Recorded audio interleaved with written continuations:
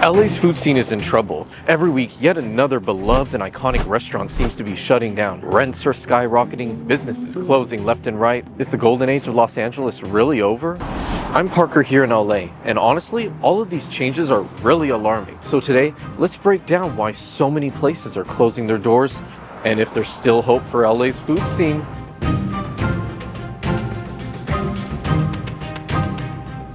We're in the heart of the iconic Sunset Strip in West Hollywood right now, one of the most recognizable streets in America, but as you can tell by these closures, has certainly seen better days. So what's the deal? Well, first, let's look into one of the biggest pain points in operating any business: cost. Here in Los Angeles, but in West Hollywood in particular, there's been large increases in both, rent costs and minimum wage. Restaurant operators here in particular have pointed out that minimum wage has gone up by as much as 40% since 2019. $20 an hour now here in West Hollywood, when back in 2019 it was around 13 or 14. And of course, it's worth noting that the landlords here continue to raise the rents, making it unsustainable to continue maintaining a lease on a restaurant. Now, as a personal aside, I will say, to me at least, a lot of these restaurants that have closed, I always thought were a little bit mediocre, for the price point, and let's just say I wasn't all that surprised about some of them closing. These restaurant closures aren't just limited to tourist traps on the Sunset Strip, however. This is happening all across Los Angeles. In fact, while in the middle of editing this video, Cristo's, an LA institution for Greek food since 1948, announced it was closing its doors. Considered a staple of what's known as the Byzantine Latino quarter of Los Angeles, it faces similar issues that are affecting so many legacy spots: rising rent and operational costs. It's a pattern we're seeing again and again this year already, from Chili John's of Burbank to the original Pantry cafe in downtown. Even Genghis Cohen, a beloved Chinese restaurant on Fairfax and the inspiration for one of Seinfeld's iconic episodes, besides, it's in the opposite direction. Let's just eat popcorn or something. Also couldn't come to an agreement with their landlord over rent. They'll be vacating their current location by the end of May, after over 40 years. They do plan on continuing operations as a takeout and delivery service, and hope to find a new dine-in location soon. Not them literally painting over the Rock and Riley's artwork as we speak. Ooh. We were just talking about... They're done. Yep. We were just talking about how the last few times we went, we ended up leaving because of the service. Now, increasing costs aren't the full story. Not when people's eating habits themselves are changing. More on that later. But for now, let's take a look into Hollywood's impact. Where, of course, we can't ignore the lasting impact of the Hollywood strikes from 2023. Here in the Hollywood entertainment industry, the job levels have remained well below the 2019 pre-pandemic levels, and even lower than 2022. Jobs in 2024, for example, in the entertainment industry were 25% less than that of 2 years prior. Same thing with shooting days, which were more than 42% fewer overall. Additionally, key figures in the creative industry, set designers, camera operators, writers, and the like that are integral to films and TV shows and their creation, many of them have basically just given up and left and moved out of the Hollywood, Los Angeles area. So what does this mean? Well, fewer studio sets that need lunches catered to, and also just far less disposable income for dining out in general. But, as I mentioned earlier, there's also just been a larger societal shift in terms of people's eating habits and staying at home more often post-pandemic.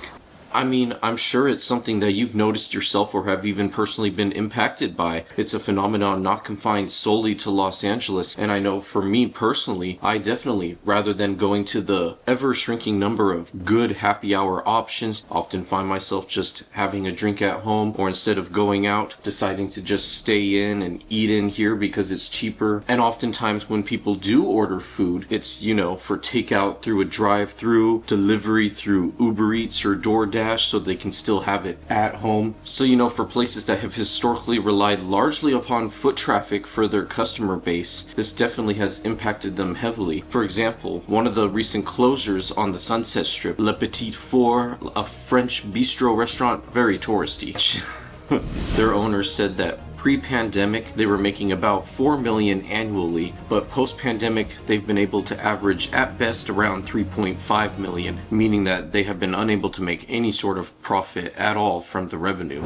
And yeah, I just feel like a lot of these places are a sign of the changing times. Historically high foot traffic streets such as the Sunset Strip no longer have the same draw that they used to have for restaurants and businesses there, as people rely more upon more convenience and just places where they can get food to go. And as a tourist attraction, it's limited. Like, they got the Chateau Marmont, I guess you could call a landmark. And that leads me to another thing. You know, historically, the Sunset Strip's main draw as an attraction was a lot of its live music and nightlife, Whiskey A Go-Go, Viper Room, bars like at the Sunset Tower. As I mentioned, foot traffic for those types of things have been declining as people more often just stay in for a drink or to have their meal. Venues like the Viper Room are definitely well past their heyday. So the stuff at that Sunset Strip just doesn't have the same draw it used to have to bring people in, dine at the restaurants and other establishments there while visiting for live music or something. On that topic of late night food and nightlife, another thing heavily affected post-pandemic. I mean, I'm sure you've noticed the big box stores like Target and Walmart used to be open till midnight or 1 a.m. or even later. Now they all close at like 9 or 10 p.m. Restaurants, very few,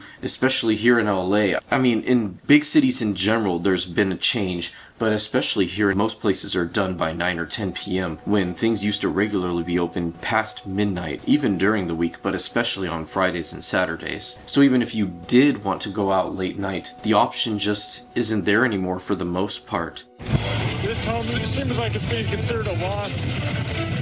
There are so many homes that are in danger. And of course, the Los Angeles wildfires that blanketed Angelenos in smoke as they entered 2025 didn't do anything to help. Foot traffic plummeted, and for local restaurants and small businesses already struggling, the extra loss was just too much for many. So as lease renewal dates have arrived, many have chosen to just walk away rather than sign on to a higher rent with fewer customers and practically non-existent margins. Even as I work on this video, more trouble is on the horizon. Tonight, Wall Street's wild ride over fears of a global economic downturn. American federal tariffs on imports have devastated the stock market already and are expected to drive up food costs even further. The end result? Likely, even more places in both Los Angeles and elsewhere will be pushed into closure.